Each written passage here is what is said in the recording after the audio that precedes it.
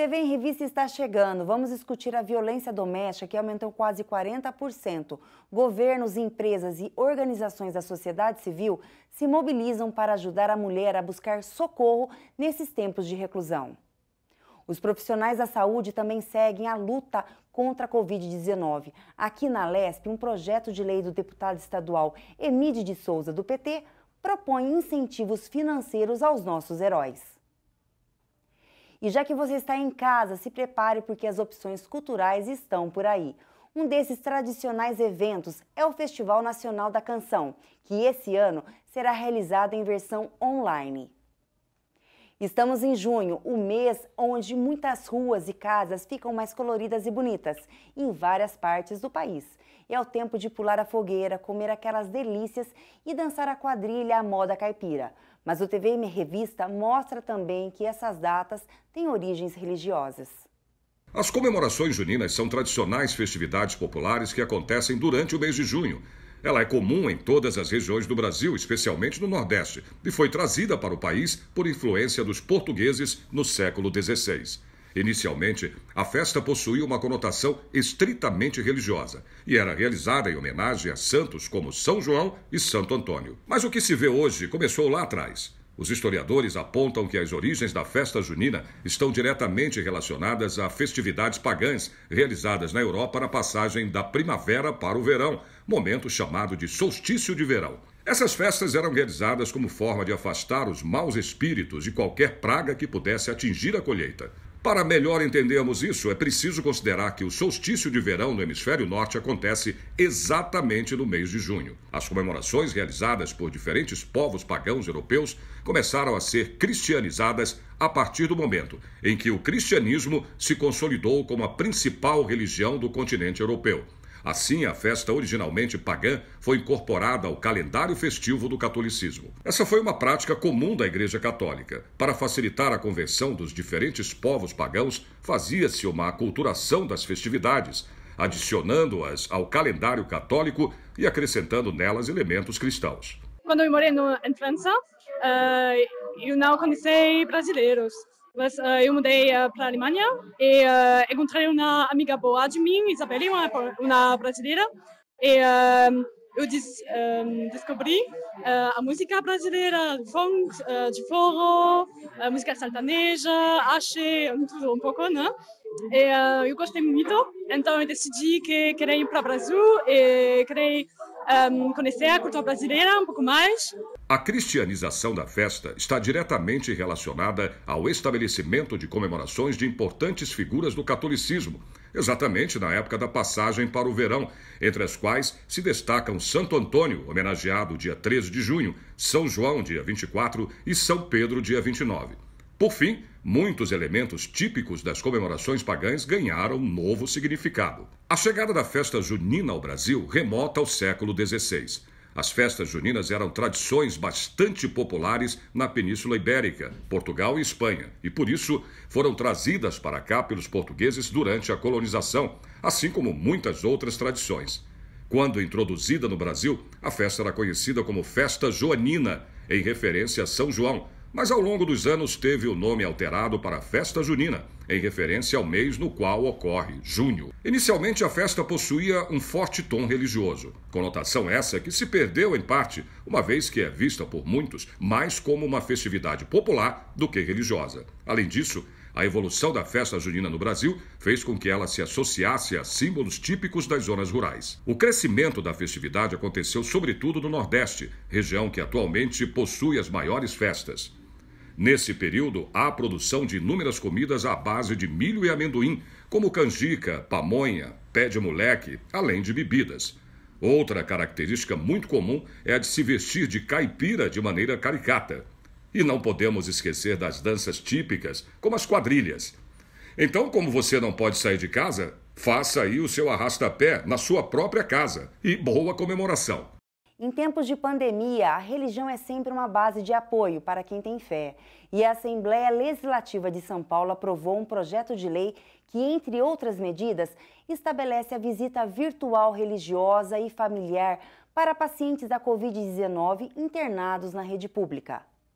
O deputado estadual Tenente Nascimento, do PSL, deu detalhes do projeto da autoria dele em entrevista ao jornal da Rede Alesp. Esse projeto se deu no seguinte sentido: como nós tivemos esse grande projeto aí, o projeto da Lei 350, em que foi acompanhado por todos os deputados, apresentamos num conjunto de ações a fim de algumas medidas serem implantadas imediatamente.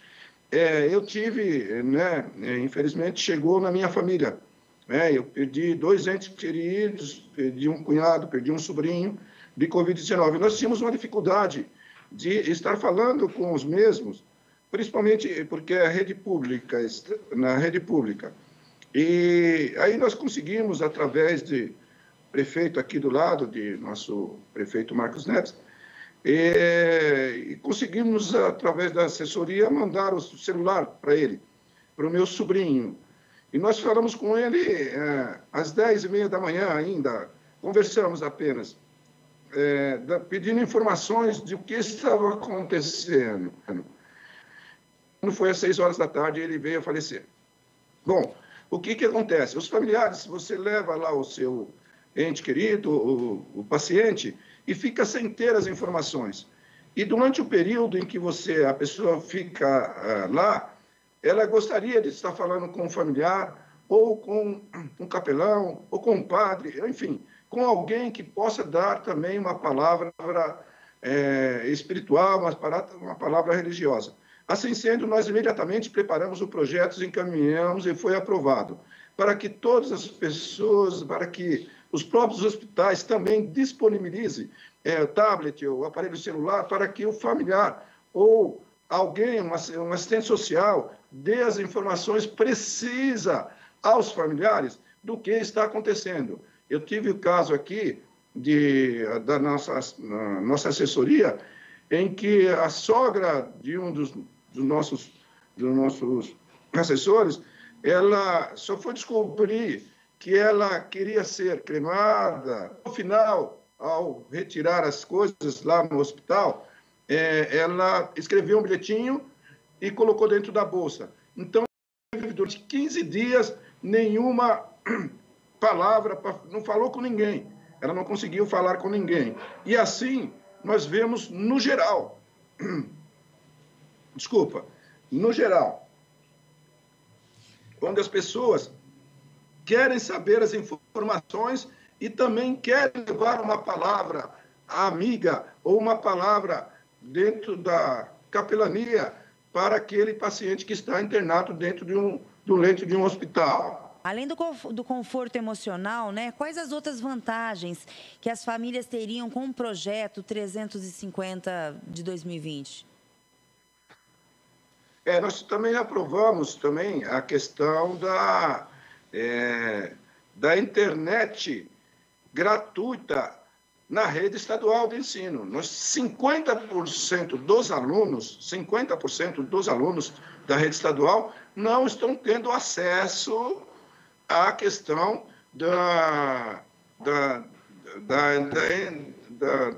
do ensino virtual.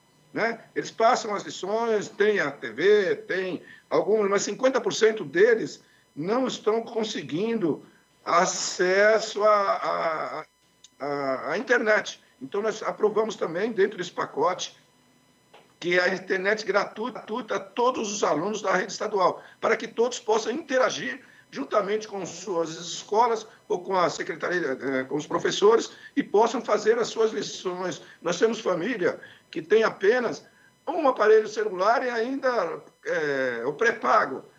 E aí tem 3 ou 4 alunos até.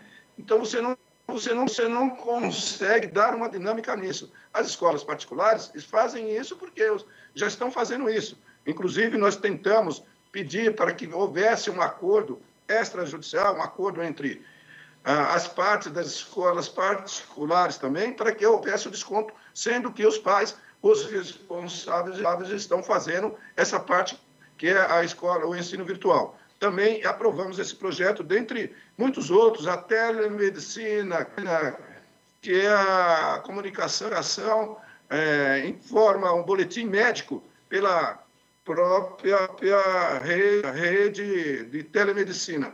entre outros, muitos projetos no apoio às vítimas das mulheres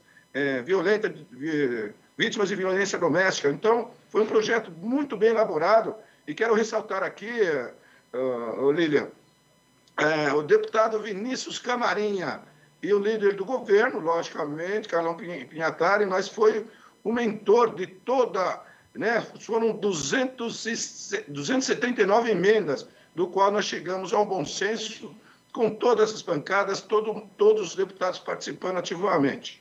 O que fazer para ajudar a população nesse momento de perdas de vida e também econômica?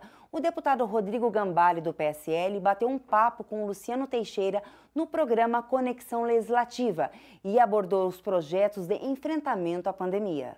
A gente fez alguns projetos de leis, como a solicitação de um auxílio emergencial aos transportadores escolares, aqueles tios das vans. A gente também fez um projeto de redução linear de 30% nas mensalidades das escolas particulares, tanto do ensino fundamental, médio e também do ensino universitário. A gente tem trabalhado muito para que isso seja aprovado, mas sabemos as dificuldades e os problemas que a gente encontra no seu percurso. Mas eu ainda acredito muito que nós teremos e obteremos êxito nessa missão. E no dia 15 de junho, houve uma notícia muito importante para nós, do nosso mandato. Foi a minha principal promessa. Eu sou de Ferraz de Vasconcelos, Alto Tietê, região metropolitana do estado de São Paulo, e há 10 anos praticamente, Luciano, nós temos um hospital, que se até vocês puderem colocar imagem, é o regional de Ferraz de Vasconcelos. Ele estava inativo na sua pediatria há 10 anos praticamente, e sua psiquiatria também. Então era algo que a população da região do Alto Tietê, mais de 2 milhões de moradores, clamavam por esse retorno. Como pode um hospital que entregou a sua obra praticamente nova, aí, há 12, 13 anos atrás, não ter médico pediatra? É impressionante. E a ala pediátrica, a pediatria, 100% fechada. No dia 15, depois de 10 anos, no dia 15 de junho, às 7 horas da manhã, inaugurou a pediatria de Ferraz de Vasconcelos. E às 8h35, a primeira criança, depois de 10 anos, foi atendida no hospital regional. Eu me emocionei muito. Estive com o antigo diretor, Dr. Luiz Antônio do Nascimento, o diretor atual do hospital regional, Dr. Roberto Camil, e foi uma felicidade ímpar, uma alegria total que preenche o nosso peito, é um nó da garganta que estava muito apertado. A gente entregou pela primeira vez que eu vejo uma obra de um governo ser entregue antes do prometido. A programação da obra de quase 8 milhões de investimentos era para ser entregue em dezembro, foi entregue no dia 15 de junho. Então é uma satisfação, é uma luta. Parabéns, governo do estado, governadora, Secretaria de Saúde, que apoiou muito, mas é uma realidade que nesse mês nós vivenciamos inacreditável. Eu não pensava que teríamos resultados tão positivos em tão pouco tempo. E essa ala pediátrica ela é muito importante porque ela compreende a UTI pediátrica com 10 leitos, que já era para ter sido, que já foi inaugurada, aliás, em janeiro, no início do ano.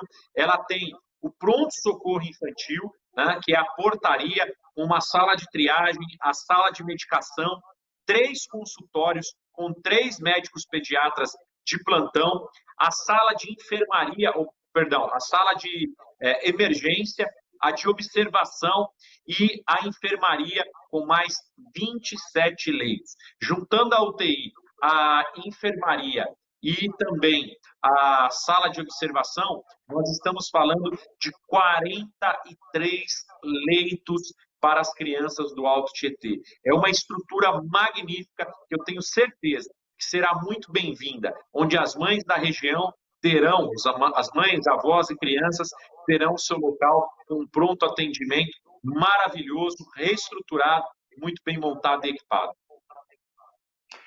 E vai atender também as crianças nessa época de Covid também? Eu falo assim, tratamento de Covid para crianças vai ter também, ou é especializado em outras questões, em outras doenças? Luciano, eles têm uma separação, porque acontece o seguinte: se os profissionais ficarem infectados, contaminados, cai o atendimento local, né? Então, Ferraz de Vasconcelos, o hospital regional, não receberia atendimento Covid, né? Ele não seria uma referência.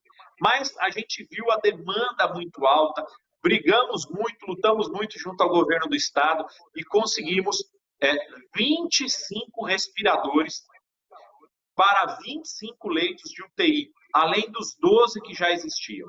Então, hoje, Ferraz de Vasconcelos, Hospital Regional, conta com 37 leitos de UTI, atendendo diretamente a população com Covid. Talvez a pediatria ela funcione para uma triagem, funcione para saber o estado de saúde grave, mais básico, mais simples, que a criança necessita, e ela vai ser transferida para dentro mesmo do hospital, na ala do pronto-socorro respiratório, na ala direcionada à Covid. Um cuidado especial para os heróis da saúde, aqueles que têm dedicado tempo e muitas vezes a própria vida para defender a população na luta contra o poderoso coronavírus.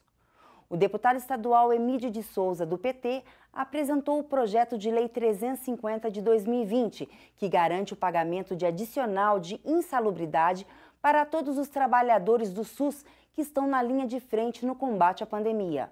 O jornal da Rede Alesp, o parlamentar deu os detalhes a mim e a Luciano Teixeira.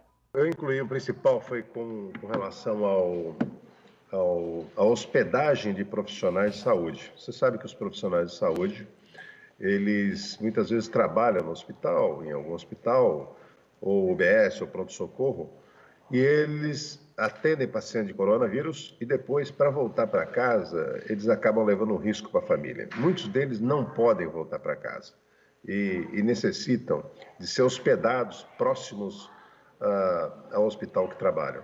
E ali você, vamos dizer assim, você está preservando não só o profissional de saúde, como seus familiares também.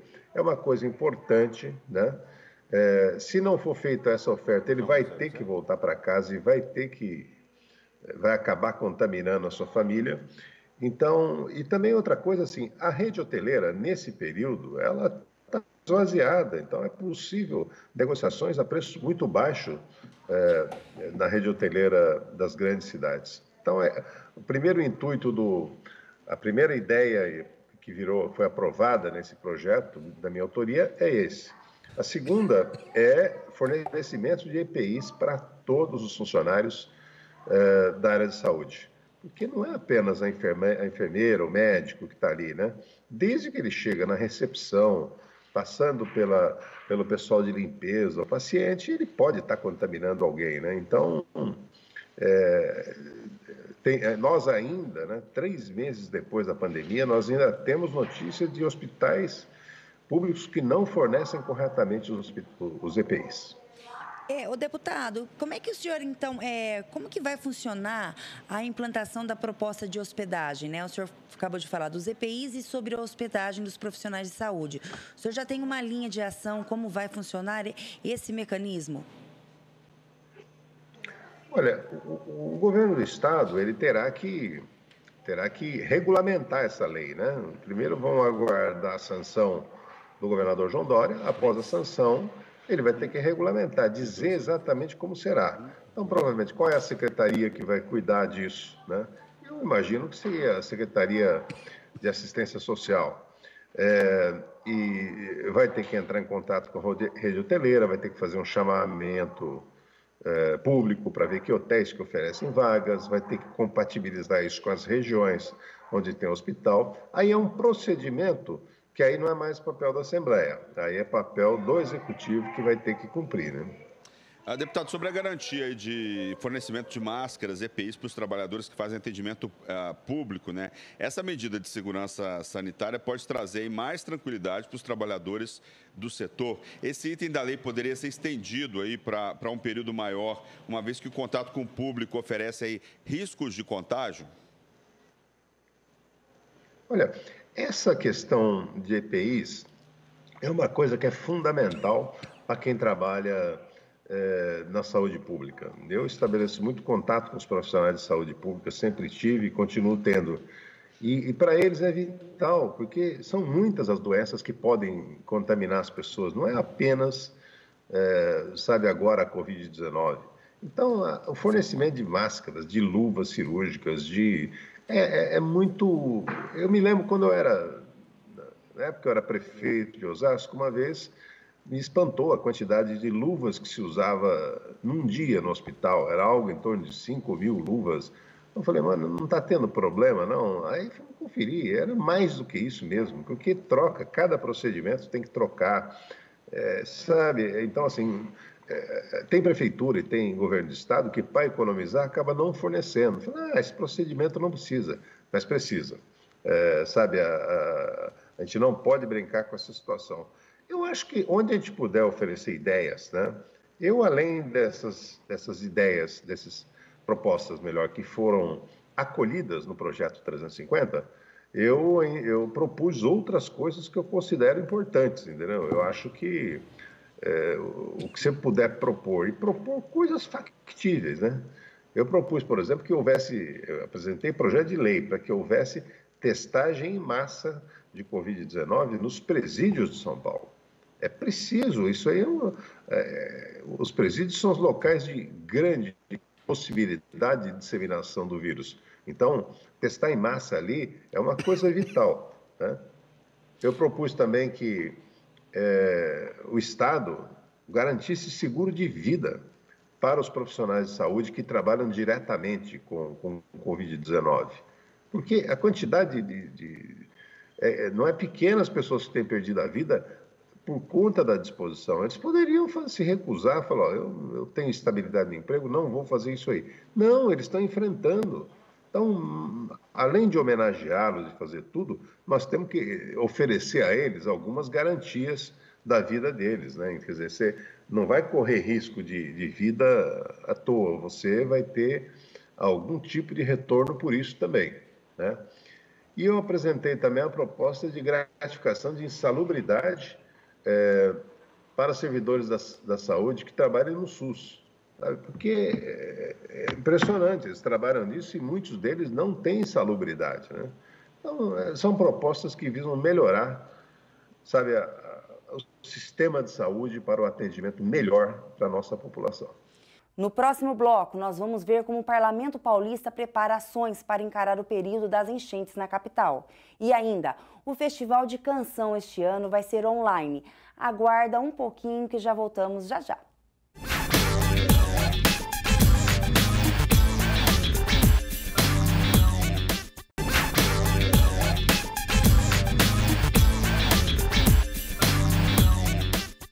Estamos de volta. O líder do ranking mundial do tênis, Novak Djokovic, anunciou nesta semana que testou positivo para o novo coronavírus, ampliando ainda a lista dos jogadores infectados após o torneio de exibição que o sérvio organizou nos Balcãs. O craque da bolinha foi dominado pelo mal que assola os milhares de anônimos mundo afora. Segundo o comunicado divulgado à imprensa, o resultado do exame para a Covid-19 de Djokovic deu positivo. O texto acrescenta que o tenista não tem nenhum sintoma. Nas últimas semanas, o número 1 do mundo participou de eventos com aglomerações. Ele, inclusive, patrocinou o Arbe Tour, torneio de exibição que já soma 4 tenistas infectados. Além do número 1 do mundo, outros 3 tenistas também foram contaminados pelo vírus. Em abril, o sérvio causou polêmica ao falar sobre uma possível vacina contra a Covid-19. Foi durante uma conversa em vídeo com outros esportistas do compatriota, numa live nas redes sociais.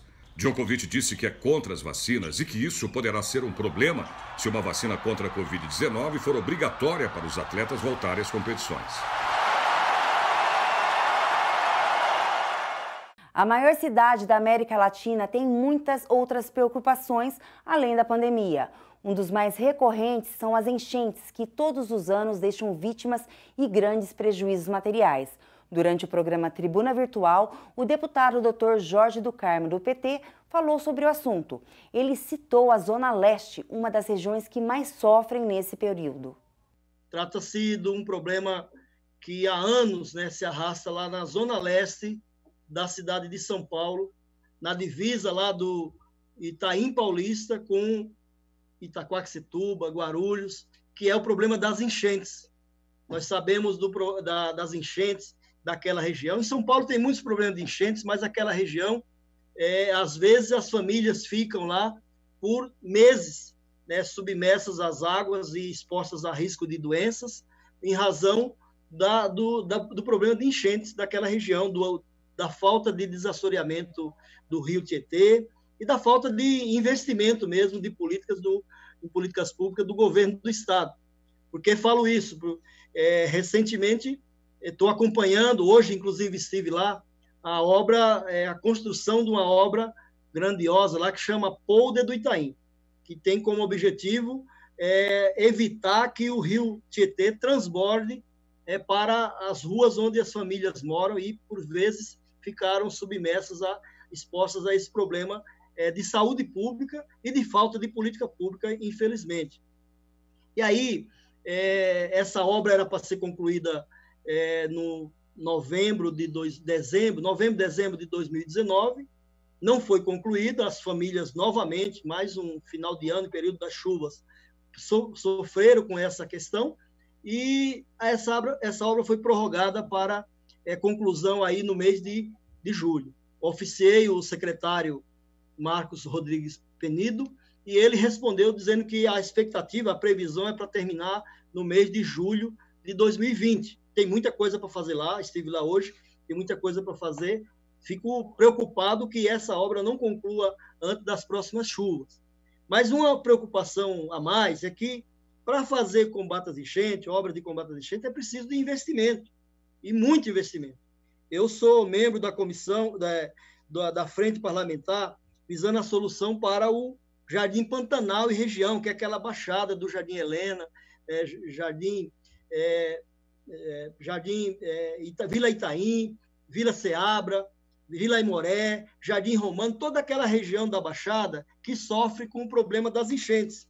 E, pasmem, senhores deputados, senhoras deputadas, o prefeito da cidade de São Paulo, no último dia 16 de junho, próximo, editou um decreto de número 59538, de 16 de junho de 2020, abrindo crédito suplementar para algumas áreas da prefeitura, remanejamento de recursos. E o que me assusta, a gente preocupa, é que o prefeito está retirando recurso exatamente do combate às enchentes. Quero ler aqui retira recursos de melhoria de bairro no Jardim Helena, Vila Itaim, Vila Ceabra, Vila Aimoré e Chácara Três Meninas, da monta de R$411 mil. E ainda retira recursos para a contenção das margens do córrego Itaim e obras de instalações da margem de R$8 milhões, da monta de R$8 milhões. Você vê, se nós estamos falando de um problema que precisa ser resolvido e que precisa de mais investimentos, é estranho, no mínimo estranho, que o prefeito da cidade de São Paulo queira remanejar recursos exatamente de uma área tão sensível que é essa questão das enchentes. Por isso eu, quanto deputado, morador daquela região, preocupado com essa questão, oficiei o prefeito exatamente para que ele explique o porquê remanejar recursos, ao invés de remanejar de propagandas, remanejar de outras áreas que não seja tão sensível e tão essencial, remanejou recursos exatamente de uma área que precisa de mais investimento. E nós temos cobrado do prefeito e dos secretários, e enquanto deputado, tenho colocado, apresentado recursos de emenda parlamentar para valorizar, para investir, para melhorar e resolver, em parte, ou pelo menos a gente consiga, aí, num tempo mais breve, resolver esse problema tão grave de combate às enchentes. Por isso que eu oficiei o prefeito, acho que isso não está correto, quero explicação do prefeito, estive lá conversando com as lideranças, com os conselheiros, com as autoridades também da região, o subprefeito, o pessoal da área da saúde, para que o prefeito explique por que tamanha maldade. Não é possível que a gente consiga remanejar recursos de uma área social, né, para outras áreas, ainda que seja para outra área social. Acho que o prefeito pode, nesse momento, e deve fazer esse exercício, de fazer esse remanejamento de áreas que realmente possam, não sejam tão prejudiciais para famílias que lá, por exemplo, essas famílias da Baixada do Helena, daquela região do Jardim, da Vila Itaim, e todos aqueles bairros lá que sofrem com esse problema das enchentes. Um outro mal assusta a maioria dos brasileiros. É o aumento da violência doméstica. Em abril, quando o isolamento social imposto pela pandemia já durava mais de um mês, a quantidade de denúncias nesse crime contra a mulher recebido no canal 180 deu um salto. O crescimento foi de quase 40% em relação ao mesmo mês de 2019, segundo dados do Ministério da Mulher, da Família e dos Direitos Humanos. Aqui na Lesp, a deputada Beth Saão se mostrou preocupada durante um bate-papo com Guga Mendonça no programa Conexão Legislativa. Eu fiquei muito preocupada. A gente já tinha essa noção de que com a quarentena e com a presença do agressor, em sua maioria, dentro de casa há mais tempo, essa violência doméstica poderia aumentar, tanto com relação à mulher, quanto com relação à criança e adolescente e com relação ao idoso também. A gente não pode esquecer que o idoso também tem uma condição de vida, muitas vezes, complicadíssima, porque ele não tem mobilidade, fica numa cama, às vezes não consegue mais enxergar direito, às vezes não consegue mais ouvir direito, enfim, é uma série de problemas que, para muitos, a idade às vezes acaba lhes acometendo dessas doenças. Então, tudo isso aumentou. E essas estatísticas, elas são... Até o secretário de Segurança Pública, com quem eu conversei, reconhece que as estatísticas são subnotificadas. Nós temos um número muito maior do que este e, portanto, o que nós pedimos? Primeiro, nós precisamos ter campanhas efetivas nesse sentido. Acho que é um bom momento para se fazer uma campanha, inclusive em parcerias, né? Se o governo não quer gastar nessa área, na verdade, isso não é publicidade, isso são campanhas educativas e de orientação, né? Muitas emissoras de televisão, veículos de comunicação se disponibilizam a ceder seus tempos e seus horários para que seja implementada esse tipo de campanha. Esse é um ponto. Segundo ponto, aumentar as patrulhas nos bairros. É preciso fazer isso com mais vigor, com mais intensidade. Terceiro ponto, disponibilizar aplicativos. Os aplicativos são, hoje, um recurso digital que pode proteger as mulheres, as crianças, pode salvar vidas. Em quarto lugar, aumentar os equipamentos que possam proteger as mulheres. Entre eles, a Delegacia de Defesa da Mulher, que é uma luta tão antiga minha, de estender esse funcionamento 24 horas, de poder estendê-los durante aos sábados, aos domingos e aos feriados. Comprovadamente, os estudos já demonstraram que há uma correlação direta entre a presença desses equipamentos abertos e a diminuição da violência sobre a mulher. O contrário também é verdadeiro, ou seja, esses equipamentos fechados podem levar a um aumento da violência contra a mulher. E levam, porque ela não tem aonde se socorrer. Portanto, o cenário é duro. Nós estamos apresentando, eu inclusive apresentei emendas na Assembleia, aumentando de 300 para 600 o auxílio aluguel, né? Aluguel social para as mulheres vitimizadas, porque a liderança do governo está propondo 300, mas eu falei o seguinte, no mínimo, igualar ao auxílio emergencial que está sendo pago pela União, né? Eu acho que é o mínimo, porque se ela tiver que sair de casa, se ela tiver que dirigir-se a um hotel, vamos supor, né? Porque nós não temos abrigo, infelizmente, nós não temos abrigos suficientes nem na cidade de São Paulo, muito menos no interior do estado.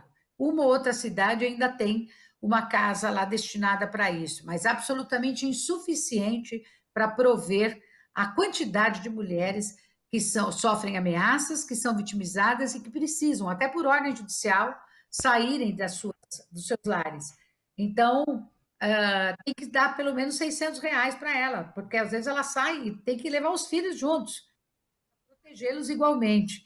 Então, precisa urgente ter esse projeto, precisa contemplar essa emenda, precisamos aprová-lo o mais rapidamente possível, para que ele possa ser colocado em prática, porque, veja bem, Guga, o momento agora é o seguinte, não dá para pensar que o Estado tem que fazer economia, não dá para pensar que o Estado tem que guardar dinheiro agora, tem que contingenciar gastos, não é o momento de fazer contingenciamento dos gastos, não é o momento de ampliar as renúncias fiscais. A renúncia fiscal você deixa para depois, que, aliás, é uma briga que nós fazemos aí há anos, porque nós não sabemos para quem que é dada essa renúncia, quais as empresas que são beneficiadas, isso, e por aí vão bilhões de reais, bilhões de reais. Agora é hora de que os recursos e a receita do Estado seja destinada fundamentalmente para atender esses segmentos que estão passando enormes dificuldades, porque senão nós vamos ter a morte pelo Covid, a morte pela fome, a morte pela violência, a morte pela falta de habitação, pela falta de cuidados na saúde, em outras áreas também, né? Então, tudo isso precisa ser pensado. Eu vi agora há pouco uma notícia que me deixou extremamente preocupada, o governo federal cortando 12 milhões da saúde, especialmente na área de quem faz tratamento com diálise. Você sabe hemodiálise, hemodiálise, os pacientes que têm que fazer hemodiálise, eles têm que fazer 3 vezes por semana, é uma questão de sobrevivência. Se não fizer isso, eles morrem, né? Já fazendo hemodiálise, já ficam numa condição física extremamente fragilizados. Como é que pode cortar de uma área aonde você... Então, é um governo que não consegue pensar as coisas, né? Cortou esses dias 83 milhões do Bolsa Família, depois teve que voltar atrás. Eu espero que ele também volte atrás com esse corte aí na área da saúde. Então, ou os nossos governantes entendem que as receitas arrecadadas hoje, elas têm que obrigatoriamente se voltar para a área, para atender as demandas principais da população, e quando eu falo as demandas principais da população, eu estou incluindo aí também as linhas de crédito, né? Porque, além da população vulnerável, você tem um segmento aí que fica totalmente abandonado também, e que não tem como se virar, né? Porque está inadimplente, porque às vezes tem problemas, não consegue pegar um crédito no banco tradicional e precisa de ter linhas de crédito do governo, seja através do Desenvolve São Paulo, seja através do Programa do Povo. São 2 programas importantes para atender esse segmento. Precisa pôr dinheiro ali, para esse dinheiro chegar nessas pessoas, para fazer com que não haja uma quebradeira maior do que certamente haverá ao final desse processo. Em meio a um cenário sombrio, a cultura tenta sobreviver aos impactos do novo coronavírus. O Festival Nacional da Canção, por exemplo, será realizado em versão online em 2020 por causa da pandemia do Covid-19. A edição especial digital será em 4 e 5 de setembro, com transmissão pelo Facebook e YouTube do festival. As inscrições para participar do evento musical são gratuitas e podem ser feitas até dia 7 de agosto pelo site www.festivalnacionaldacanção.com.br. Artistas e fãs esperam que o evento, mesmo virtual, mantenha um nível elevado dos anos anteriores. Este estado de ansiedade, a pressa de chegar, para não chegar tarde. Não sei do que é que eu fujo. Será desta solidão? Mas por que é que eu recuso quem quer dar-me a mão? O calor humano, tão característico como o próprio evento, infelizmente foi adiado por conta dos dias difíceis da pandemia. Mas isso não tira o brilho do festival. A comemoração do Senhor Cinquentão, considerado um dos mais tradicionais do gênero no país, foi adiada para 2021. Em tempos de crise, também financeira, o evento traz um outro atrativo. Além do troféu Lamartine Babo, os concorrentes vão disputar R$15 mil em prêmios.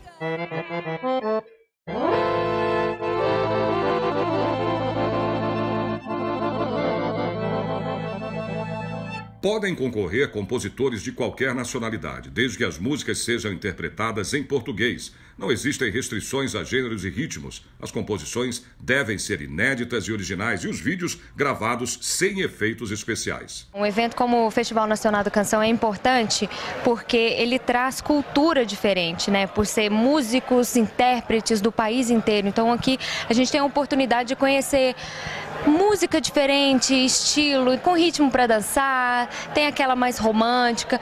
Enfim, é um evento muito rico. Na última edição, cerca de 2.000 compositores de 5 países se inscreveram. Pela primeira vez, o festival se abriu para participação online e uma das vencedoras, terceiro lugar, veio da Ucrânia. A música Pequeno Grão de Areia, composta pelos músicos Marcos Aranha do Brasil e Sanra de Brumadinho, Minas Gerais, foi a grande campeã da 49ª FENAC em 2019. Sua juventude, seus desejos, sua condição de pequeno grão de areia a se misturar numa tempestade em que essa vida há de se tornar, enquanto o sol se pôr ou voltar a brilhar. Eu vi que o medo já não é maior do que andar ao lado da razão. Saber cair e então se levantar pra aprender com mais essa lição. Porque a vida é feita de fé e labuta, e é tão curta que quando a gente vê, passam os anos e a gente envelhece. E nesse clima de alegria do Festival Nacional da Canção, TV Revista chega ao fim. Obrigada pela audiência e você está convidado a continuar acompanhando a nossa programação, ficando inteirado sobre as principais notícias do Parlamento Paulista. Até o nosso próximo encontro. Tchau!